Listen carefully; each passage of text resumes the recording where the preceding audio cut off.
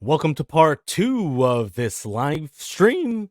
Jeremy, it's time for the soup du jour. Ooh, what's the soup du jour? Well, it's the soup of the day. That sounds good. I'll have that. Yes, soup du jour. It's always delicious.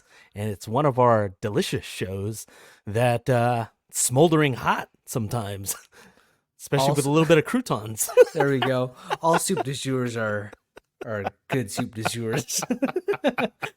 Whether you want a cheesy or a little bit more like vegetable-y or however you like your soups, it's still good because it is the soup of the day and the soup du jour. Okay, all right. Enough hijinks. The soup du jour, guys, for those of you who are joining us for the first time for this second part of our live stream, soup du jour is where we talk about movie and TV topics.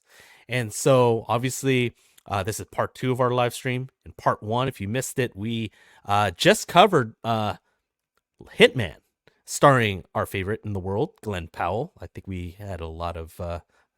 I wonder what the over and under for Glenn Powell references we had in part 1. How many times did we gush over Glenn Powell in part 1? It's probably like 100 at least, and I'll bet the over. Dang.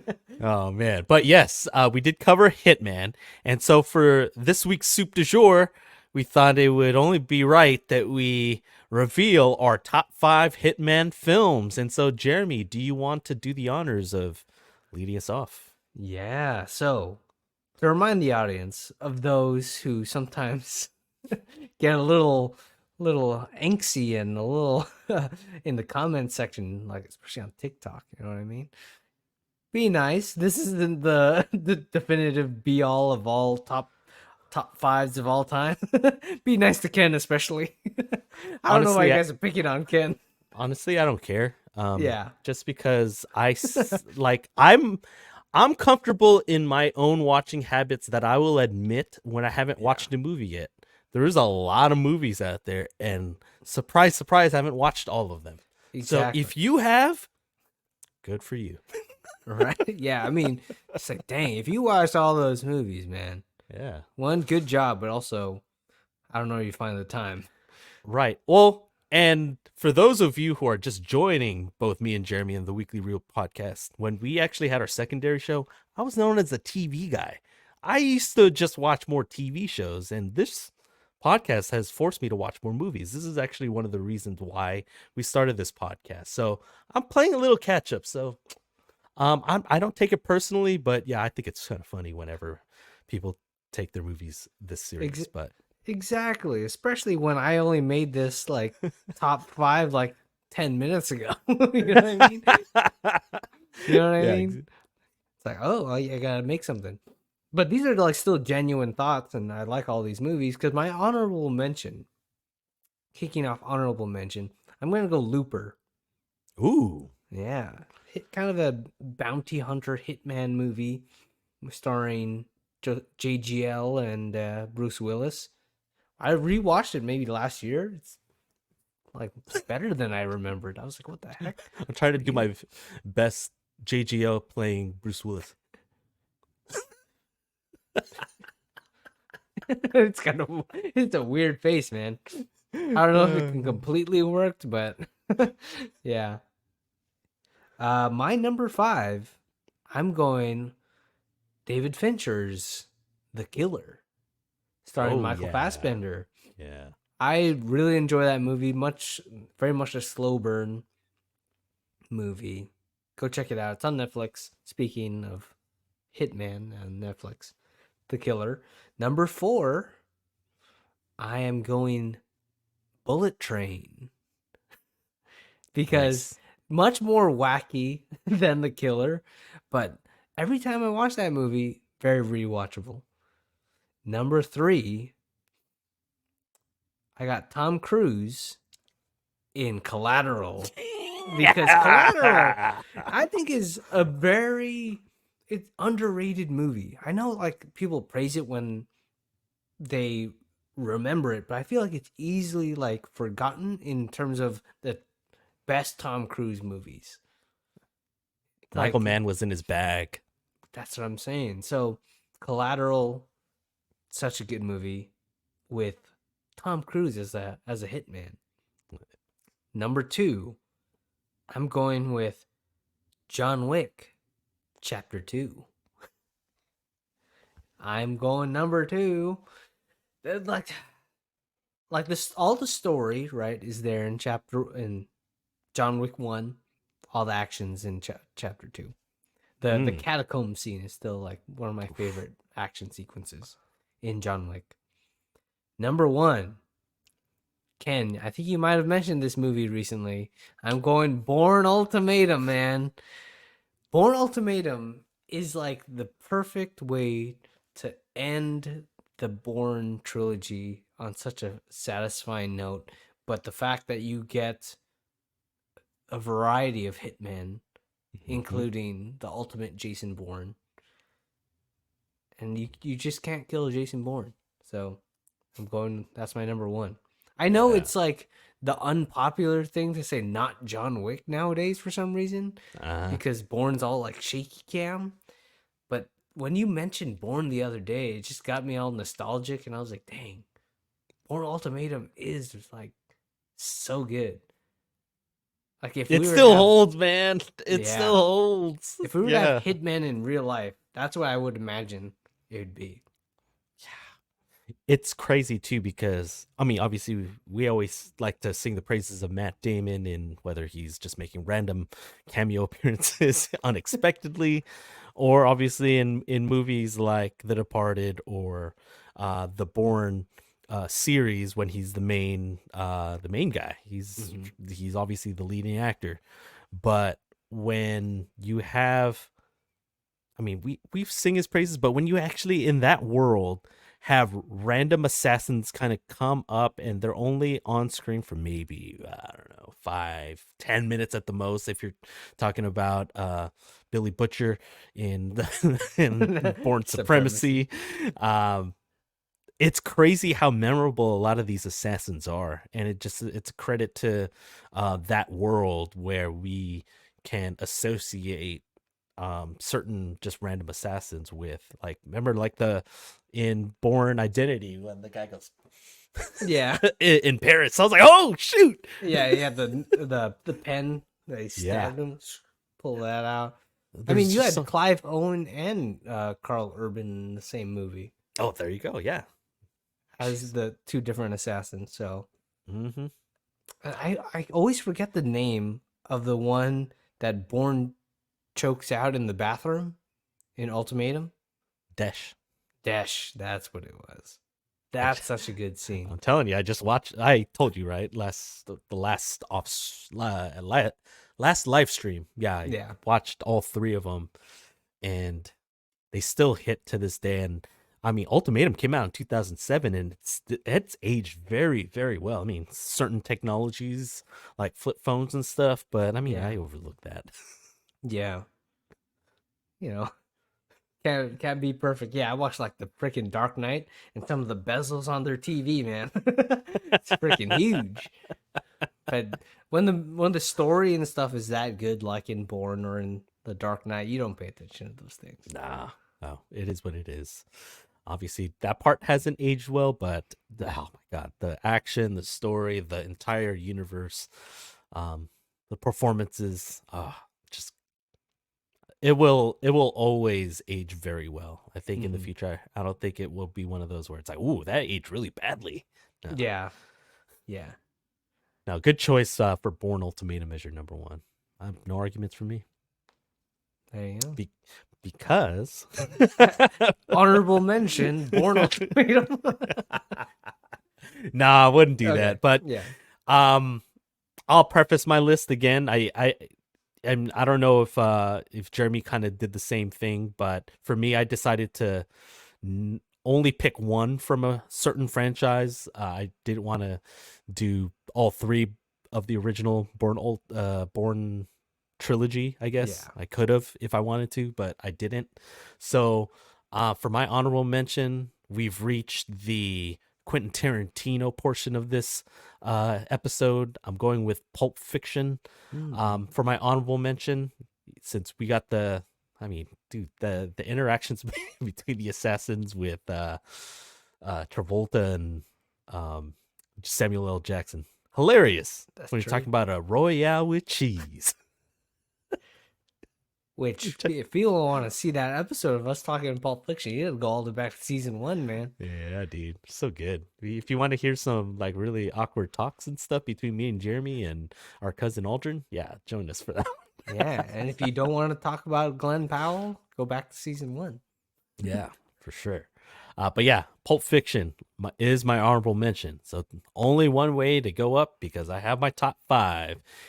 And we're still in the Quentin Tarantino portion of this. I got to go Kill Bill Volume 1. Okay. This movie was absolutely nuts back in 2003. After we, I forget what trigger. Oh, we were talking about assassin movies, right? Or something. Mhm. I rewatched Kill Bill Volume 1 and 2, and I forget how crazy Kill Bill Volume 1 and the action scenes are. Quentin Tarantino was definitely in his bag. The rest of this list may sound familiar. Number 4, I have Tom Cruise, Jamie Foxx, and Jada Pinkett Smith. Is she going by Smith still?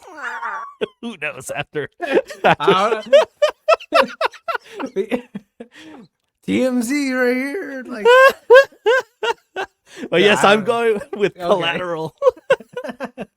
That movie is so good. Anytime I see it streaming somewhere, I will find time to watch those 2 hours because from the moment you randomly get to see Tom Cruise and his first kill, it's like I have high blood the whole rest of the way.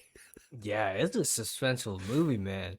Freaking Tom Cruise is like freaking pumps up the gas on that movie.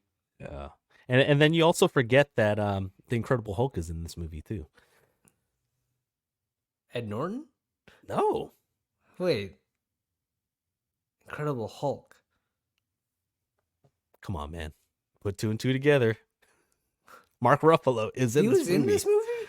He's the cop, bro. The good cop. That's right. Yeah, you're right. You're right. The reason why you don't think he has like a weird goatee and stuff. You rewatch it. It's so good. That's what I'm saying. Like, I was like, was that Eric Bana? No. Like, the heck? Come on, man.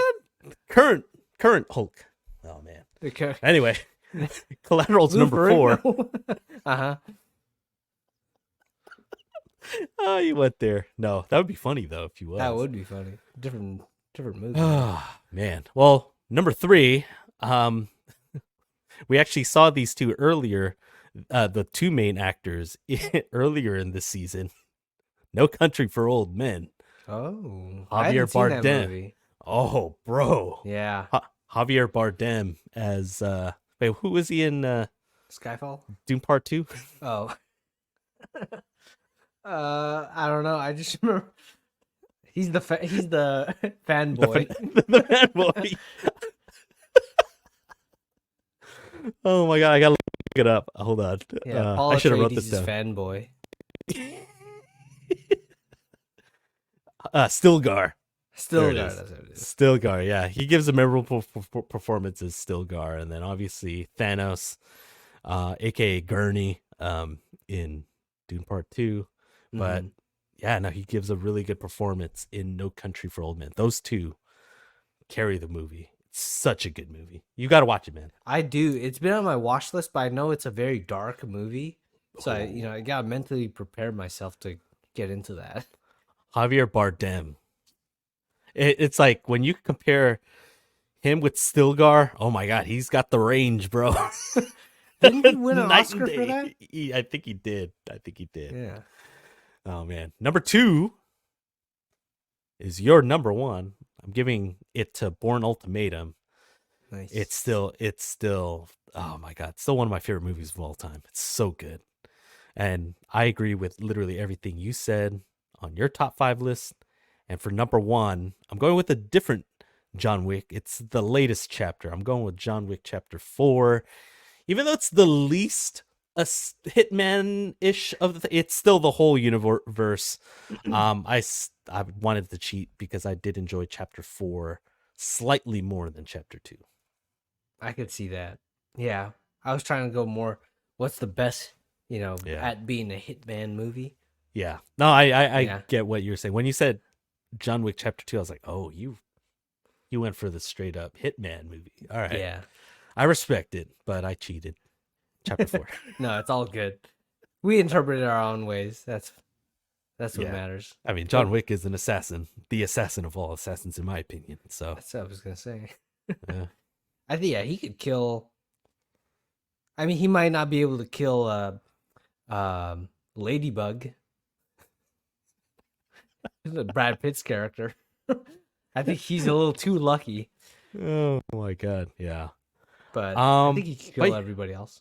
yeah, I feel like John Wick would survive anything, but I mean, we'll find out if there really is going to be a chapter 5, right? I don't think he's dead, dude. I don't think that's a hot take. I mean, we'll go watch or go listen to our chapter 4 episode. I think we Yes. discussed that a little bit. It just a little bit. I mean, Just a little. how can you not, right? Of course. Um, Unless they want him to stay dead. mhm. I doubt it. There's just these movies make too much money. I feel like it's going to be a cash grab, and yeah, man, It depends on how much they want to pay Keanu, I guess. it's If true. Keanu wants to do all the training.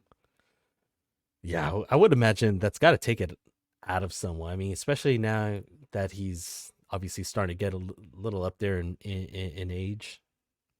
Yeah, It's gotta affect him. can be like falling off buildings for another 3 movies. Mm-hmm. Mm-hmm. Well, now that we've gone ahead and revealed our top 5 Hitman films, let's move on to The Simmer. Um, do you have anything for The Simmer? Because if not, I actually have some more Hitman movies on this list that I not neglected, but I just felt weren't good enough for for my top 5 list Okay, plus one. bring him up. Bring him up real quick. All right. I'm curious. So, let's see. Let's actually go with this first list. I got the majority of my list off of Collider. Shout out to Collider. Number 20 actually on this list. They did a top 20 was The Killer. So there you go. Nice. Number 19 was The Iceman, not Val Kilmer. Yeah, I haven't seen this movie. It was from 2012. Have you seen The Iceman starring Michael Shannon? I have not. I think that's another one I want to watch. It's currently on Hulu and Prime, apparently. Oh, nice. What else is Number 18, The Equalizer. Oh, I see, that one's pretty good. Yeah. Pretty run of the mill type movie, but it's satisfying. Yes. Yes. Number 17 sounds familiar. Bullet Train. There we go. Love it. Number 16, a very old movie. This Gun for Hire, 1942. Never heard of this That's movie. an old movie. Yeah. Yeah. Number 15, The American Friend from 1977. I think the oldest movie we cover on the podcast though is It's a Wonderful Life, right? Yeah, 1930 something. Wait. I thought it was like 48. Don't kill us. I'm gonna look it up. Shoot. 1946. Oh, you're close. I was like, it can't be pre-World War II. Oh, you're right. Oh well, we'll probably get some hate comments on that. Nah, it's all good. I don't think we were born at Yeah. that long ago. I think we could have a pass. Number 14 sounds familiar. Looper. There we go. Number 13, the original John Wick, 2014. Number 12. A Bittersweet Life. I don't think I've heard of this one. Sweet Life. Sounds like the Korean movie. It's from I South. think. Yeah, it is Korean. Yeah, I 2005. think that one's on my list too that I need to watch. Yeah. Mhm. Number 11, Collateral. Oh, okay. Number 10, Fallen Angels. This is from Hong Kong. Okay. Number 9, Road to Perdition. Tom Hanks. I have not seen that movie. Have you? I have not. It's like a. I heard it's a good movie though. Yeah, I heard it's good. I don't know if it's. Oh, for some reason I thought it was one of those really long movies. I think I just didn't want to take the time. It's only actually 117 minutes. Oh, Stars Daniel Craig as well. it sounds like a long movie. Yeah, but it's not. Number 8, John Wick Chapter 4. Nice. Number 7, The Killer, starring Chow Fat. Number 6, In Bruges. Interesting. With Colin Farrell and Brendan Gleeson. Oh, heard of it, but I haven't seen it. The number 5, Le Samurai from 1967. Dang. Number 4, Kill Bill Volume 1. There it is. Number 3, No Country for Old Men. So, are they just reading off Ken's list? I think so. Number 2, Leon, the Professional. It's another one. Jean Reno and Natalie Portman. I've seen it. I don't remember it. I didn't want to go off of, oh, yeah, I watched this movie. Let's put it at whatever. No. Yeah. See, I didn't want to fake that list. And then number 1, Pulp Fiction. Oh, see, I never thought of Pulp Fiction as a Hitman movie for some reason. Yeah. Yeah. It's because it's just such a random movie. You know what I mean? Yeah. But it's yeah, there's a couple of hitmen in it, but it's not like, oh, it's all about like a target. Yeah. Yeah. There was another list on yardbarker.com. I'll mention movies that haven't been mentioned yet. So Okay. Oh. Technically this one hasn't been mentioned. The Bourne Identity. I wonder. I still need to see that one, man. I'm Yeah. just kidding. And then we got The Conformist from 1971. Oh, I've not seen that. neither. Oh, whoa. Death Wish, 1974. Who is this? Charles Bronson? I've only seen the Bruce Willis version. Oh, wow. We did mention the original John Wick. We mentioned Lance Summer. Okay, these we mentioned. Casino Royale, technically, as an assassin. I guess so. Or hitman, I should say. But Bond is, I don't know if that counts. You know, I think it's more like a spy, you know? Yeah. I guess he still kills people, but Hmm. he wasn't like actively trying to kill like Lashif or anything like that. He was trying to get the money, you know? See who he's working for. The Godfather Part 2. Hmm. Mafia. I don't really count that. Same with Goodfellas. Kind Hearts and Coronets. I've never seen that. Tonight from 1949. Dang. Hannah from 2011. Oh. I've seen that movie. No, I've that has Eric Bana in it. Yeah.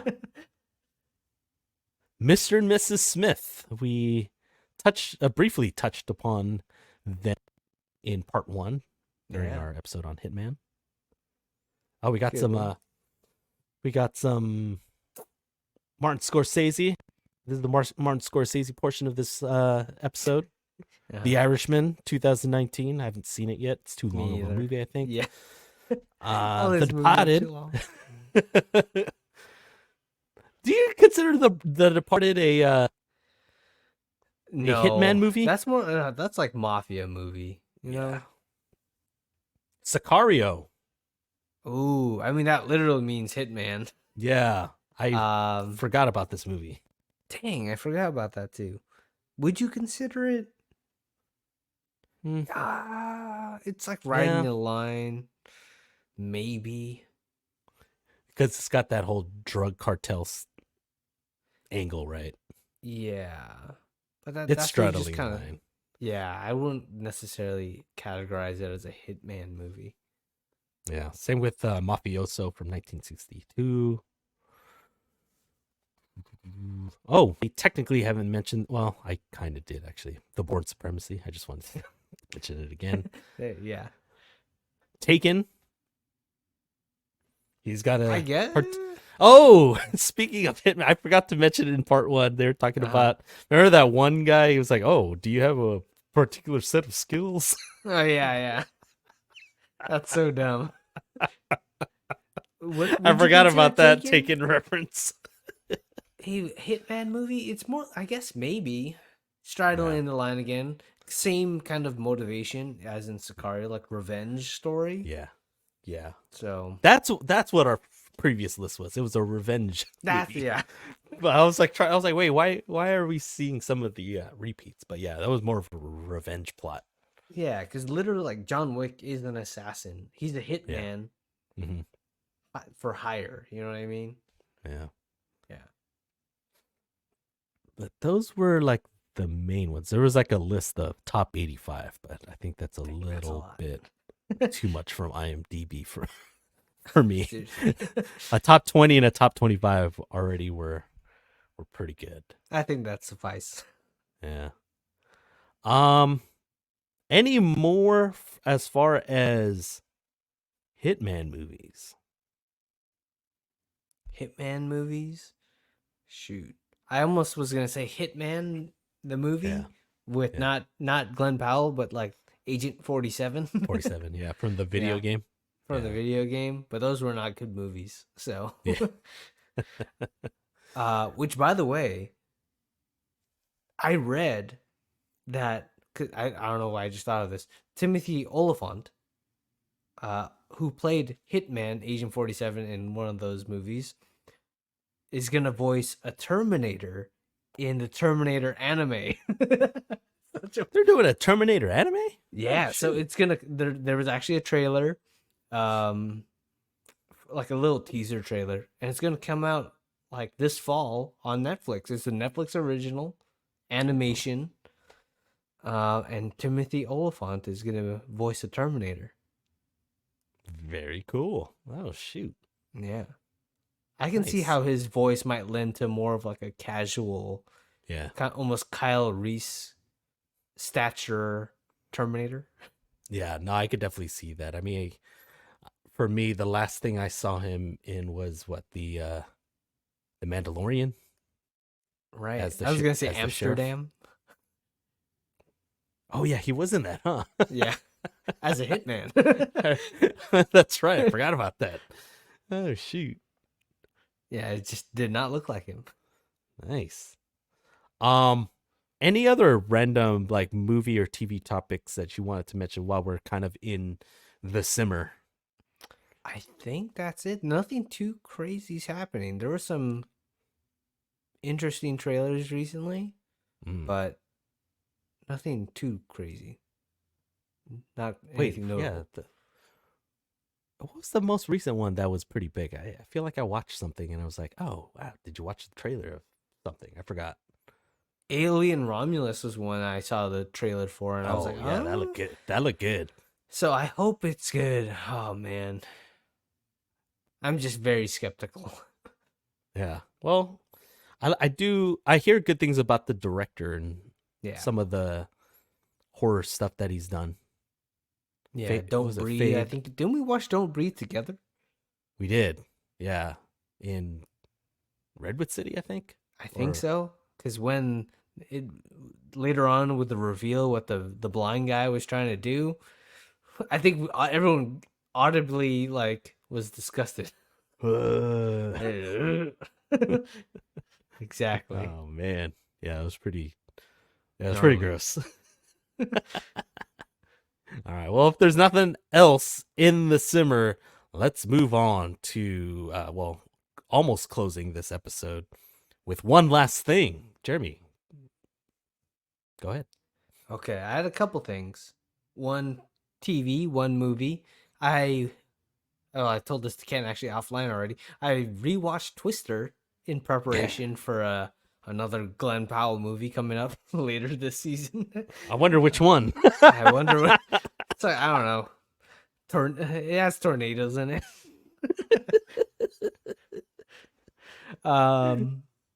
So yeah, Twister, dude, that movie is like felt very nostalgic. What movie? What year did it come out again? I want to say either like 95, 96. Hold on. And now I'm curious. They made me question it. Maybe even 97. Twister. It is 96. Yeah, That makes sense. you are correct. Um, 96, so 28 years ago, huh? Yeah. With TV, this is very controversial. The Acolyte. Oh, Yeah, the new Star Wars show. Have you seen any episodes, Ken? no. I probably don't plan on watching it anytime soon, only because I think we talked about it before. I haven't watched. I'm not caught up on any of the non-Mandalorian shows, so Okay. I kind of want to watch them kind of in release order. So with Acolyte, I gotta I gotta watch Andor, Ahsoka. Wasn't there one other one?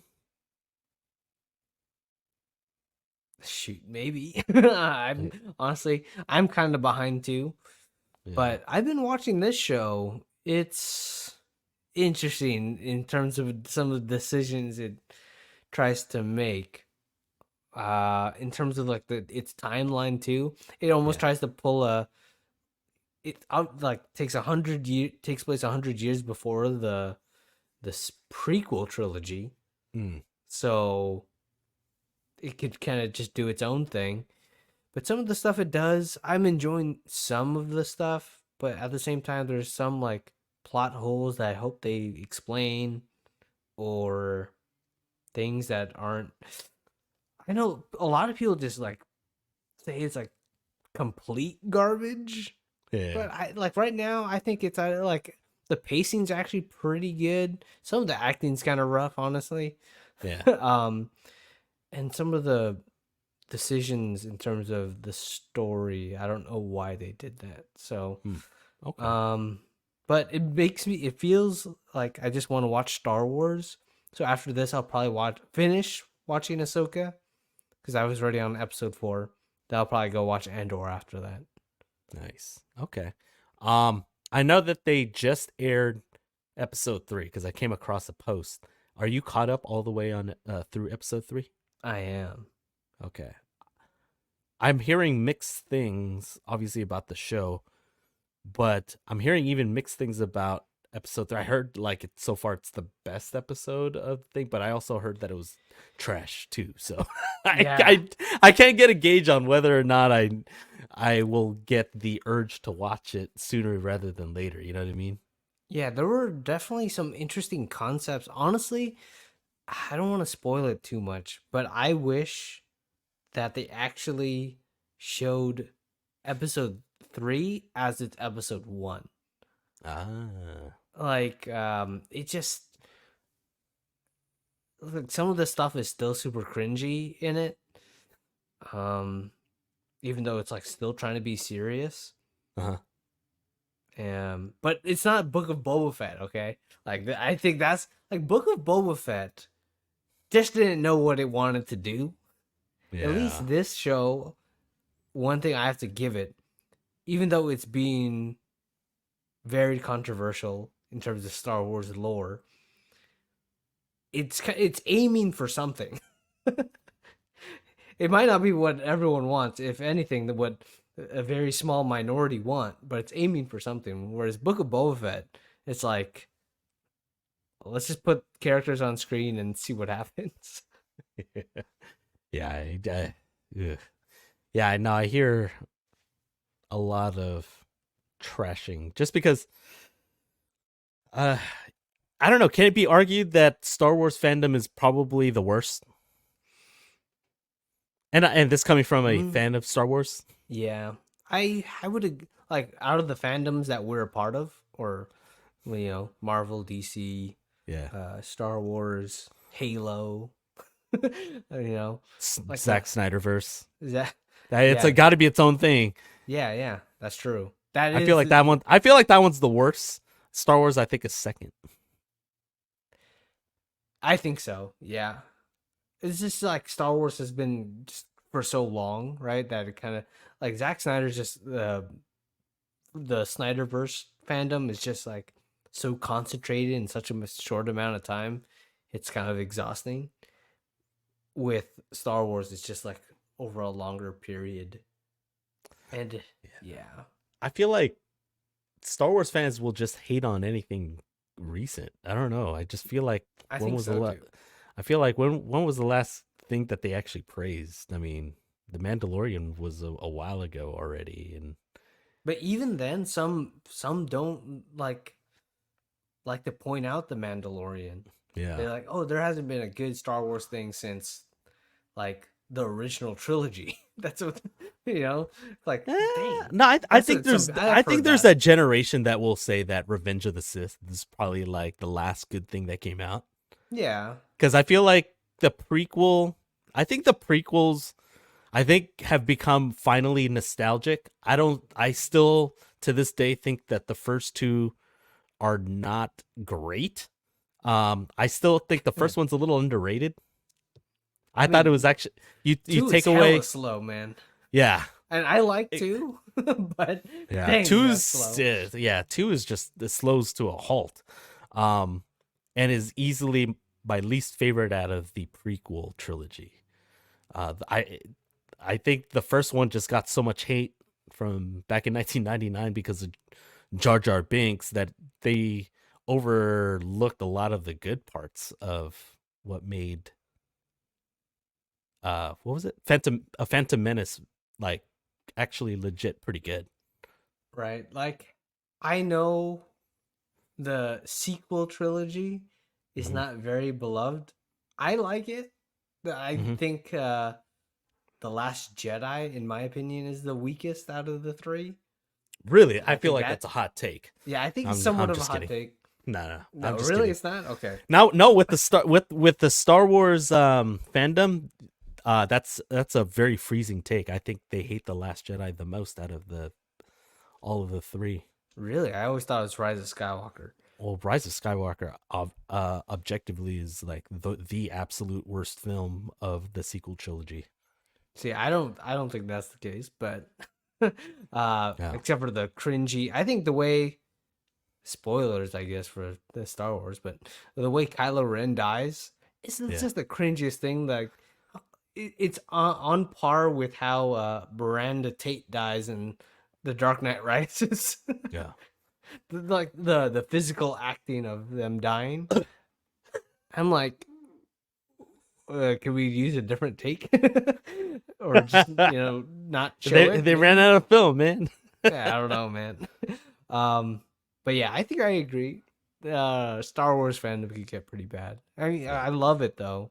Grew up on Star Wars and just never like stopped. So, Okay, I this next statement will be hot take among Star Wars fandom oh shoot, for you the hate sequel. Darth Vader. No, I'm just kidding. Just because we're talking about the sequel trilogy. True. Okay.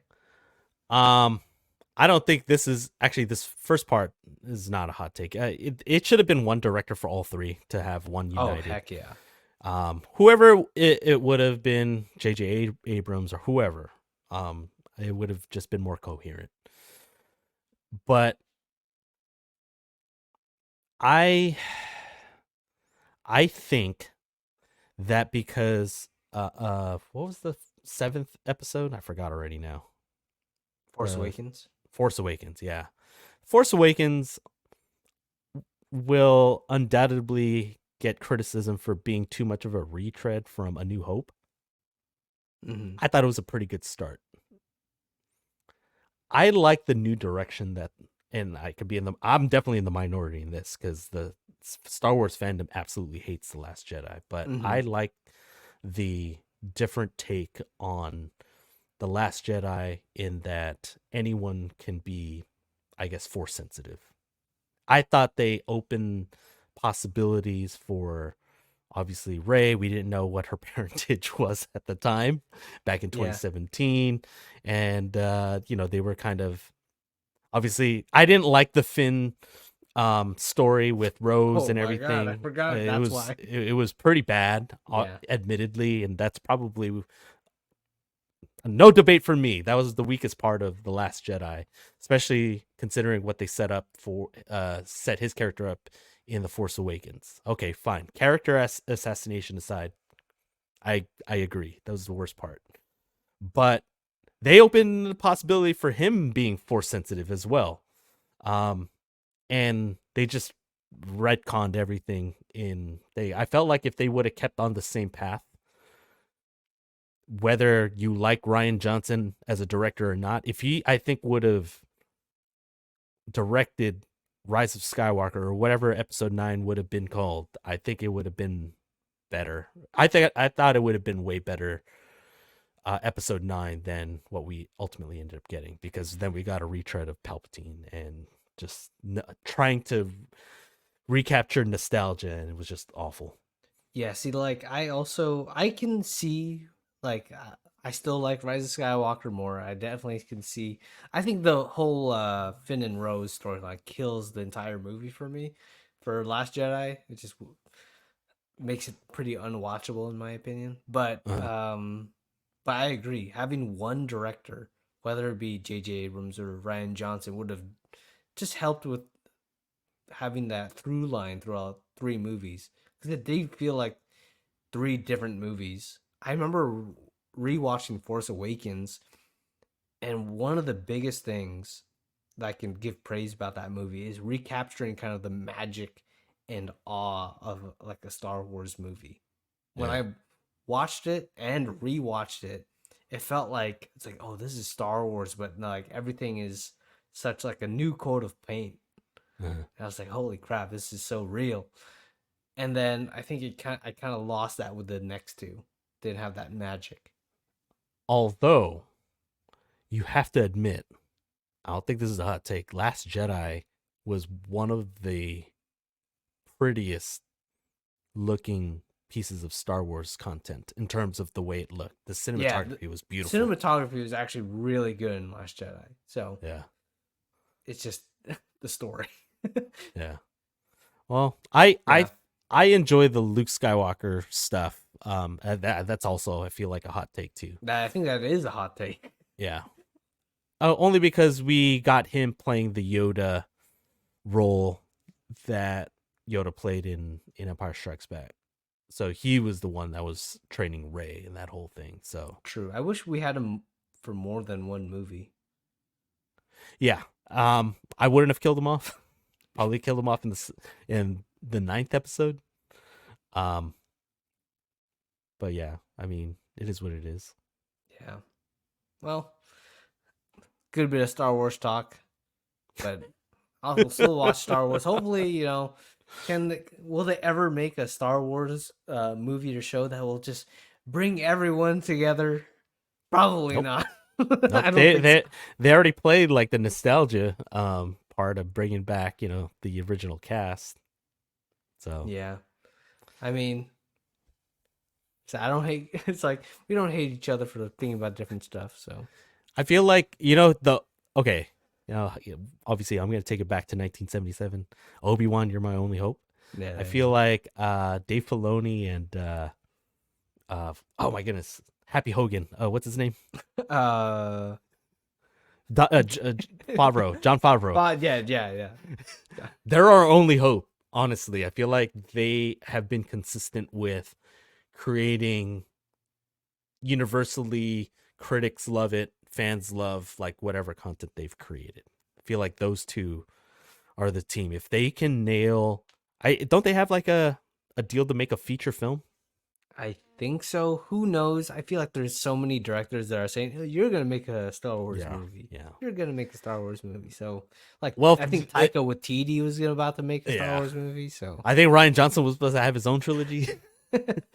I mean, yeah, I like Ryan Johnson as a director because of yeah. his days from Breaking Bad and obviously Knives Out.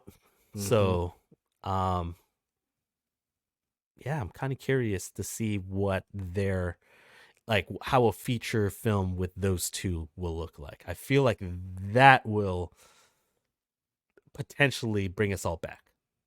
I hope so. As long as, because from even when I was watching Ahsoka, and I know Ahsoka is basically like that character is Dave Filoni's like baby, pretty much, Yeah. as he created in the Clone Wars. I hope that one day everything kind of ties in well together. Because they are making a lot of Star Wars stuff, it feels like. Mm-hmm. Just like that Marvel stuff, you don't want it to become too saturated and all over the place. Mm-hmm. Kind of want to have that through line, Yeah. that same DNA. Agreed. So, yeah, there goes our Star Wars TED Talk for today. Yeah, there you All that to say, what show did you watch again? It was The Acolyte. I'm still giving it a chance. Yeah. I'll let you And know. And where to And- stream, by the way? Sorry, that's Of where I was course, trying to Disney, get. Disney Plus. Yes. Everyone loves Disney at this point, right? You mean woke plus that everyone There likes you- to call Disney woke?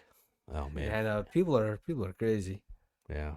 I have to agree though. Some stuff is like too much, but there are some people pointing fingers at certain properties when it's like, really? It's like that's the one that you're gonna point as the wokeness. I don't know. Yeah. Yeah. Yeah. Some I don't do. understand. Some deserve it. Some don't. Yeah. Well, speaking of woke, for my one last thing, I'm not going to name a woke show at all because it's a show about incest and everything. Hey, that might be still might be woke. Well, the show that I wanted to highlight because I'm doing my season 1 rewatch in preparation for this Sunday's season 2 premiere. I'm rewatching House of the Dragon, which is streaming on Max. I'm about 7 episodes in on a 10-episode first season. Originally I was like, okay, I'll time it out 10 days out, I'll watch 1 episode per, but sometimes life gets in the way. Like today, obviously I won't have time to watch an episode because I'm gonna be a little tired after this. Mhm. And I got some editing to do from the previous episode that I still need to get out for the rest of this week. But 3 more episodes. I am confident that I'll finish those 3 episodes before Sunday's season 2 premiere. I'm looking forward to it. I am slowly remembering season 1 plot points, and obviously I won't spoil Jeremy here because he hasn't seen it, and I don't know, in case he does want to see it. And I'm getting nostalgic from 2022. It's like, oh, here we go. I can't wait. I know where this is going. It's going to get crazy. I think I saw an IGN score for House of the Dragon, like the first 4 episodes. First 4 episodes. Yeah, something like that. I kind of want to I'm not know. gonna say anything. You want to know? I want to I know can't- just the at the- score. Okay. At the same Just time, the I score. can't remember if it was House of the Dragon or something else. So take that with a grain of salt. Yeah. I'm pretty sure it was House of the Dragon. Want to know the score? Yeah, because I really don't care because dude. once I'm in the story and everything, and I kind of already have an idea of where it might be going or where it might not be going, because I'm caught up. Yeah. I don't really care. I just want a good story, right? Yeah. I'm invested in these characters. Yeah. Okay. So people, if you don't want to know, you can leave now, I guess. Yeah. The score is this is IGN too. Who listened to IGN? 6. They give it a 6. Oh yeah, I don't believe. Yeah, Yeah. like I was surprised it Was wasn't I- a 7. Yeah, they're not gonna go middle of the road. Freaking IGN. It's like Yeah. they'll give Madden a 9.5 out of 10.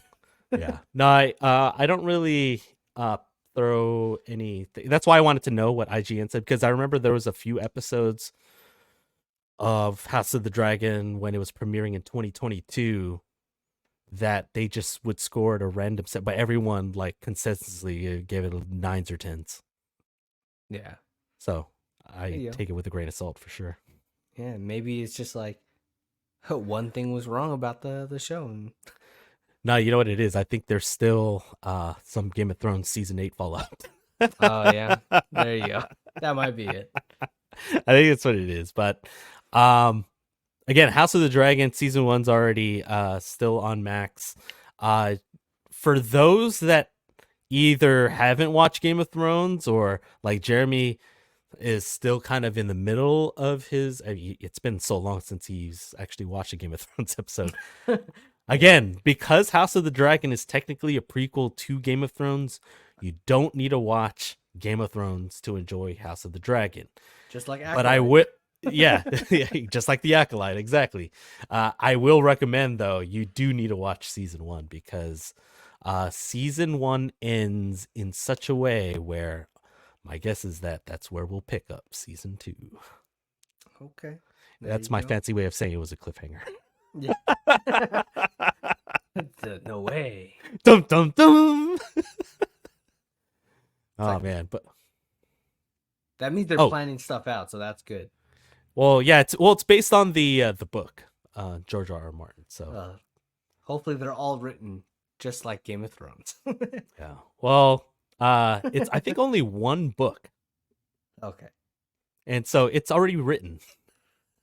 So it's not like they have to try to adapt stuff that hasn't been written yet, like the last 2 seasons of Game of Thrones. That's where it really started to fall off the rails, starting in season 7 and obviously in season 8 with the writing. Yeah, pretty much. But again, once you adapt George R.R. Martin's written word, there you go. Gotta do that. I recommend it to Jeremy. Please watch it. It's so good. Eventually.